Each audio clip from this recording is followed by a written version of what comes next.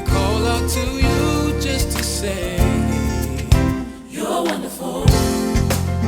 You're wonderful. Oh, yeah. You are everything, everything to me.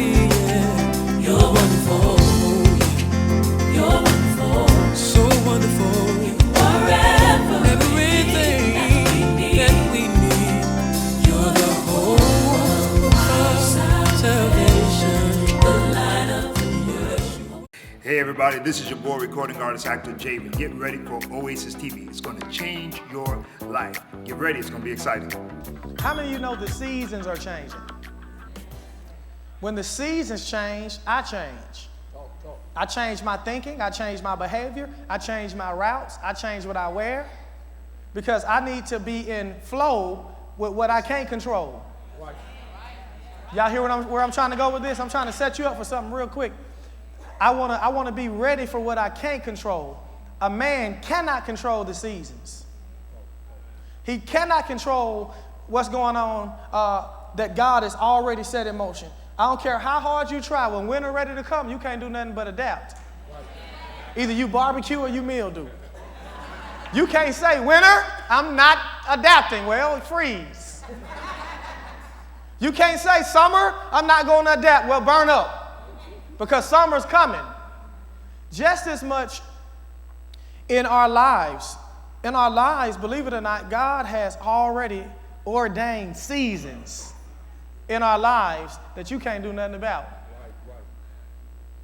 So if you're in a season, whatever season you're in your life, you got to be able to adapt to that season, because whether you want it or not, it's here.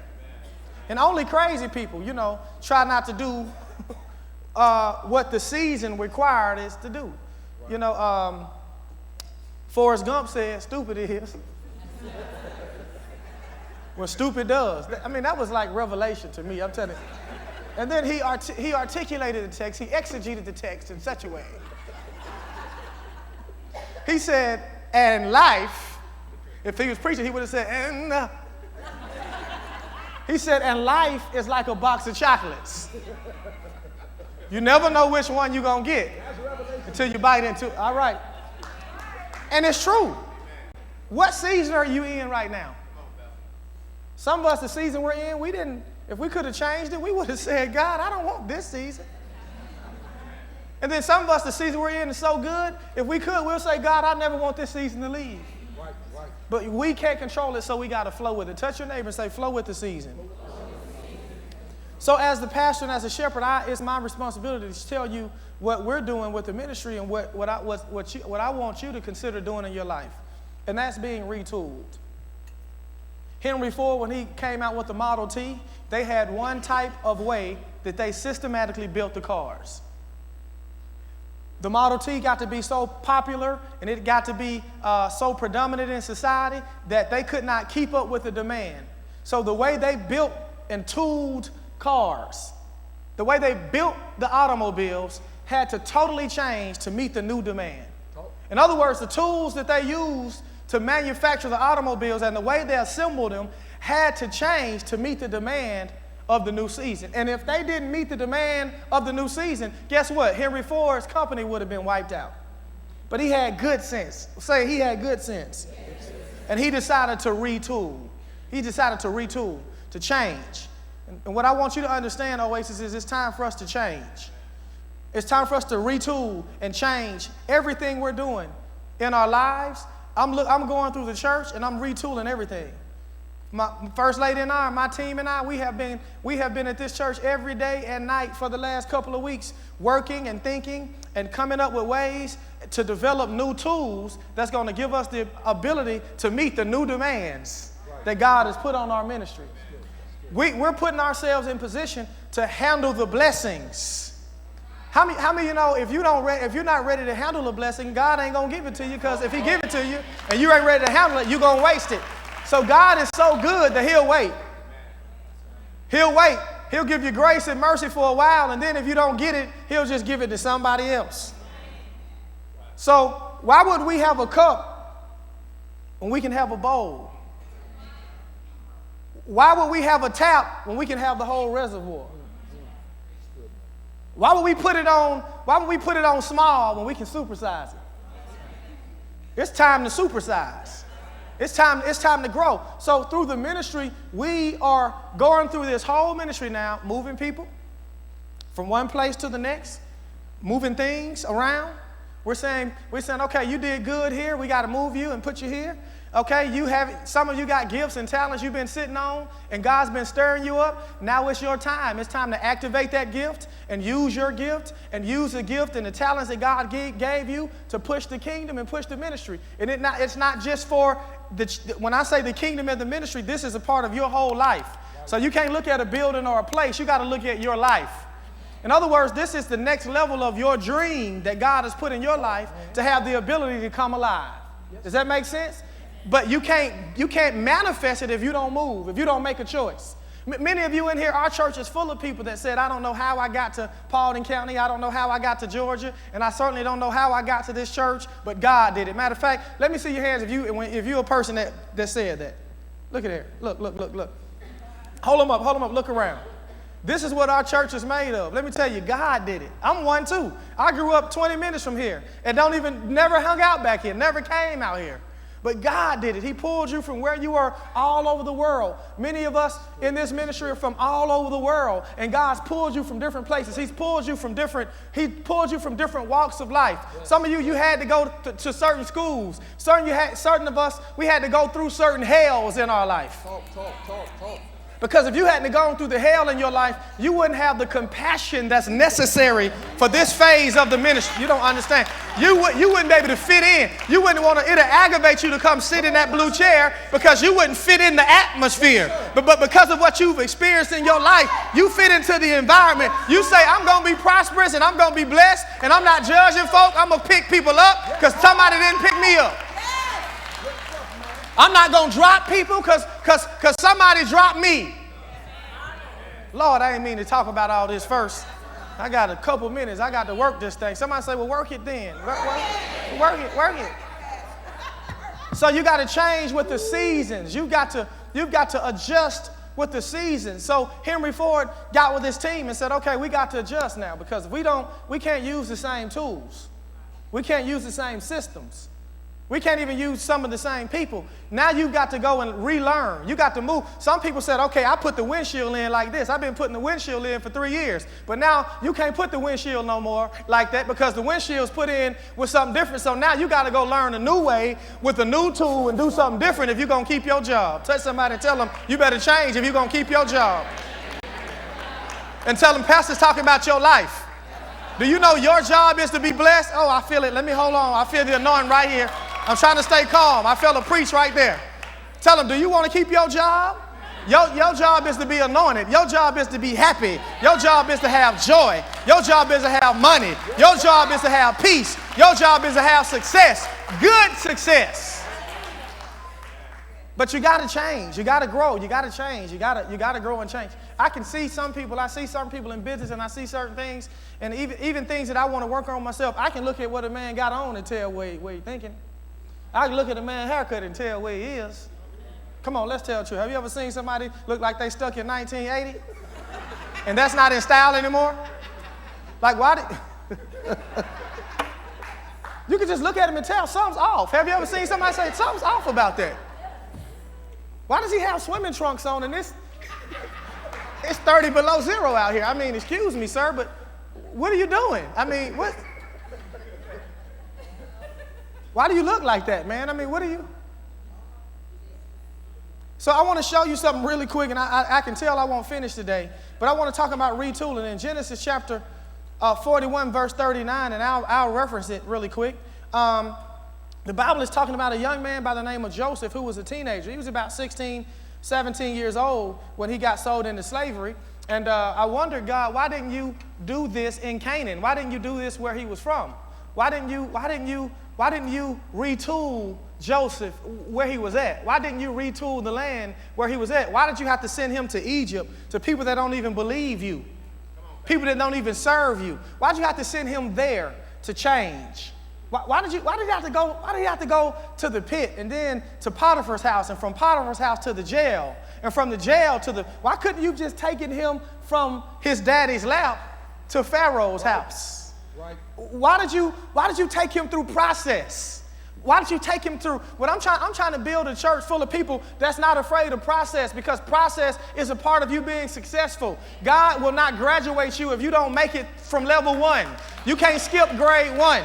You can't do it. It's like telling a man, I want you to go to the weight room and here's 450 pounds, bench press it. Well, no, you ain't going to do it. You know why? You could, but you're going to have to go through process. You're going to have to start with 100. You have to start with 125. You have to start with 200. Then you're going to have to go to 300. Then you're going to have to work your way up to it. You ain't just going to go in there and do it. It's a process. And if you try to do it without going through the process, you're going to hurt yourself. You might get it up, but it's going to fall down and crush your chest. You might get it up, but it may tear a ligament or a tendon because you were not ready for the level. Tell somebody, tell them, get ready for the next level. So chapter 41, verse 39 says, no one will be greater than you. He got promoted. He changed. I'm gonna bring that home between this morning and Wednesday night. What is a tool? A tool is the working part of a machine. It's anything used for accomplishing a purpose. It's a working part of a machine. That is what a tool is. I want you to know that you are a tool in the hand of God. You are the tool that has to be used in your own life to help your life go where it needs to go. But if you're not relevant anymore, if you won't change, if you're still trying to do things the same way you've been doing it, you're not going to get the results that you used to get. Some of us did the right things at the right time and we got good success, but you're still doing the right thing for that time. Now that right thing is for the wrong time and now you have failure. Does that make sense? What I'm trying to say is you got to change your methodology. You got to change the way you've been doing things if you want to continue to make it. Do you know we're in a different economic state in America? Of course, we don't participate in the recession, but you need to understand there is a recession going on. Right. So instead of participating in it, how about you take advantage of it? I wish I was in the right place. Y'all looked at me like y'all didn't get that. I say take advantage of it. Take advantage. It's land to buy. It's houses to buy. It's jobs to create. It's things to invent. It's money. It's new millionaires God's trying to make. It's new people. Why are you doing the same thing? Certain things we've been dealing with couples. You've been doing the same thing in your marriage for 10 years. And it's dull and boring and lame. You got to change it. You got to retool yourself. You got to retool your mind. You got to retool the way you think. You got to get around some better people. You got to listen to some new people. You got to get around some fresh ideas. You got to do something new. You got to go somewhere different. Some of you have been going to vacation at your auntie house for this last 5 years, and a vacation at your auntie house is not a vacation. You down the hall from your grandmama. A tool is any working part of a machine. So God wants us to be retooled. That means you got to change. That means you got to grow. That means you got to change the way you think and the way you see things. God took Joseph from where he was because he needed him to go to a new environment so he can see something different. There's something that he learned in the pit. There's something that he learned. That's why, church, you can't be afraid when you're in the pit of your life. Because you got to know if God allows you to go in the dark place and the damp place and the low place, the same God that allowed you to be there is the same God that will bring you out. But you ain't coming out until you learn what you need to learn while you're down there. You need to say, God, teach me your ways all over again. Retool my mind. While I'm dark, while it's damp, while I'm low, you got to show me how to be better. You got to show, I know I'm coming out, but when I come out, I want to prosper. When I come out, I want to be better than I was when I went in. Sometimes you got to go down to come up, but you're going to stay down if you don't change where you are. What am I trying to say, church? Even with the church, we can't keep doing things the way we've been doing it because God is doing something more. So we got to retool the ministry. For the ministry to be retooled, you got to retool your mind. You got to change the way you think. You got to grow and develop yourself for your life because you're a part of the vision. You're a part of the dream that God has for the world. Does that make sense? So you're a tool that God uses for his good pleasure. It's his good pleasure. What does it mean? That means you got to accept the places that God allowed you to go through and go to. While you're there, you got to know, hey, you know what? It's his good pleasure. If I'm doing everything I'm supposed to do, If you're praying like you're supposed to pray, if you're giving like you're supposed to give, if you're living the way you're supposed to live, and things still may not be quite the way you want it, you just got to say, God, I thank you while I'm here, but I know the season's about to change. I dare you to touch somebody and tell them, I got a feeling everything is going to be all right. I got a feeling it's going to be all right. See, there's a time when the old tool or the old thought process has to be got rid of, and it's got to be changed out. So what is it in our lives, not just yours, ours? What is it that's in my life or in your life that needs to be totally got rid of? How does our paradigm need to shift? What does our mind need to shift over to now? What do you have to do different? What do you have to believe better? What do you have to cast out now? That was good for then, but what's better for now? Have you ever met a person that said, this is how it always is, this is how it always was, this is how it always will be? That's a lie except for God. God is the only thing that always was, is, and will be. You're going to have to change. You got to change to grow, and you got to grow to change. I dare you to say while I'm teaching, just let your mind say, God, retool my life. Retool my mind. You know, I think about Joseph being a foreigner. He was a foreigner in the land.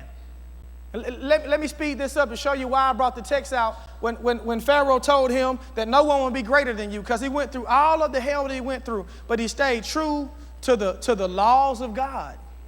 He stayed true to the ways of God, and God promoted him. And out of everybody else, he was a foreigner. He wasn't even an Egyptian, and Pharaoh said, I'm going to put you over everything. You're going to run everything now. Now you're ready. The whole land had to be retooled. This Pharaoh was smart. I thought about it, I said, God, what are you doing? What are you doing? It's another message. But I said, God, what are you doing with this with Pharaoh in Egypt? God loved people. And if you look at the text, Pharaoh told him about, he affirmed Joseph's God. He was like, Joseph, your God is so awesome. You interpret these dreams. Nobody else could do it. You and your God did it. So you know what? I'm going to put you over everything. It was going to be 7 years of abundance in the land of Egypt, and it was going to be 7 years of lack. But Joseph had to retool the way Egypt did everything if it was going to make it. If it was going to prosper in the recession, if it was going to prosper in the tough times, they had to do something different when things were good, so they can be good when things went bad. But the people that was in place that had been doing good for all of the years prior had to move. And the people everybody that was going to work under Joseph had to rethink the way they were going to do everything. They had to totally retool the way they did everything. Hey, I know that word's been a blessing to you so far, but listen, just imagine being here and getting to see it in person. So I want to remind you, every Sunday, 9 a.m. and 11 a.m., and even Wednesdays at 7:30 p.m., we're at 210 Paulding Lane, Dallas, Georgia. Or you can just go to the website at oasisfamilylife.com and get all the information you need right there, all right? But enough of that, let's get back into the Word. See you guys. You got to retool your mind in your life. And when you do this, I promise you, promotions come, joy comes, happiness comes. Things happen in the atmosphere of your house, in the atmosphere of your business, in the atmosphere of your job, when you retool yourself and say, God, I'm getting rid of the old stuff. I need new tools now. I'm going to work. I'm going to renovate my mind. Let me see my little thing real quick. I might as well throw it on. I'm going to renovate my mind. You got to say, God, I know what time it is. Come here, grab this real quick. I got 3 minutes. I feel the Holy Ghost now. You got to say, God, all right, I'm getting dirty, but I got one of them little sticky things. They'll just roll it off. You got to say, God, I'm ready now. I'm about to renovate my life. I'm renovating my life now. I need new tools. You see my tool belt empty? All the old stuff don't work no more. I need new tools, God. I need new tools, God. A hammer don't work on the engine of a car. You need a new tool. Come on, somebody. You don't get a hammer and beat the engine. You gotta get a new tool. I need a better tool. I need something better now. Give me new tools, God. You got to put the hard hat on and say, guess what? I'm locking my mind down. I'm protecting my mind, which is the mind of Christ. I'm not going to let the pit distract me. I'm going to not let the palace distract me. I ain't letting Potiphar's wife distract me either. I am going to be retooled for the next season of my life. And you ought to better look at your haters and tell them, hate on. Because the same God that let me get in the pit, gonna bring me out. Tell them, hate on. Guess what? The butler didn't do what he thought he was gonna do in the time that Joseph wanted, but I read the text a little more. The butler didn't betray him. The butler just waited 2 years and said, oh, I remember a man who can interpret a dream. Tell him you ain't coming out till God ready for you to come out. While you in jail, God is preparing your palace. While you in jail, God is preparing your position. I wish I had about 50 people that would slap somebody and tell them, God is preparing my thing. He's preparing my dream. He's preparing his plan for my life. I got to show up though. I got to get in position. I got to get ready. I got to get prepared. No weapon that's formed against me shall be able to prosper because I got covering, baby. Greater is he that's on the inside of me than he that's in the world. I got tools, baby. Devil, shoot your best shot, but I'll pull the tool out and handle it. I'll pull the word out and handle it. I'll pull on my anointing and handle it. Slap somebody and tell them I'm being retooled. Yeah, God's changing some things around in my life. He's moving some things in my life. Let me tell you, I got to close this thing, but we'll work on a little bit more. But I believe in spiritual law. And spiritual law is what God does that he's got to do because he swore by himself that he would do. He said heaven and earth would pass away before I tell a lie. Joseph dreamed. He kept to the law. He said, I'm a dreamer. I'm going to do my thing. I ain't going to quit believing God because I'm in the pit. I'm not going to quit believing God because my brothers don't like me. I'm not going to quit believing God because Potiphar's wife lied on me. I'm not going to quit believing God and dreaming because the butler forgot about me. I'm going to keep on doing what God told me to do until he come back. Let me tell y'all something. Let me tell y'all something. Let me tell y'all something. I got to go home, but I feel a little happy real quick. Can I take 5 minutes? Yeah, I think I will. Let me tell you how the children of Israel messed up. Moses goes on the mountain, and Moses says, I'm going to the mountain to talk to God. The Hebrew people said, well, you've been gone too long, Moses, so we're going to do our different thing. Let me tell you the mistake they made. The mistake they made is they forgot law. They should have kept on doing what Moses told them to do until we got back. I dare you to look at somebody and tell them, God told me to still do right even though I'm in a dark place. I'm going to have integrity even though I'm in a high place. I'm not going to fall to temptation even though I got power. I ain't going to treat nobody wrong because I'm in the palace. God is a God of law. I got to hurry up. But let me tell you why you got to be careful when the world is in a recession. Let me tell you how you can eject yourself out of the kingdom's economy and implant yourself into the world's economy is when you stop giving. I know I got to go home, but God told me to tell you, he showed me something. You don't quit giving because you stressed. You don't quit giving because you got a plan. Some of us been planning to save, so we don't want to give. You stop in law. You got to say, even though I'm saving, even though I'm investing, even though things may be tight, even though I'm trying to get ready for the future, it's spiritual law. I still got to sow. That was for somebody right there. Right there. Still, you don't stop doing the principles of God because of nothing. Let me give you these 3 and then we'll go deeper on Wednesday. Because now y'all acting like y'all want to preach, and I ain't preaching now. I'm finna go.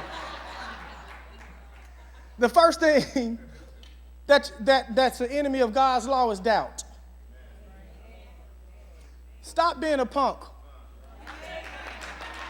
All of us can cry. Everybody in this room can have a reason to doubt.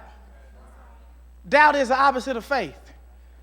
And faith is the evidence, and you don't see it. It's the evidence of what I believe. Right. I don't see it, but I don't have to see it. But I do see it. I see it in my mind. I don't see it in the natural, but I see it in the supernatural. So doubt is the enemy of the laws of God. What if Joseph would have started doubting his ability to do? What if he started doubting he was anointed? I don't care what nobody say about me. Say what you want to say about me. God is with me. And I am anointed. Oh, come on. And let me tell you something. So Joseph kept dreaming.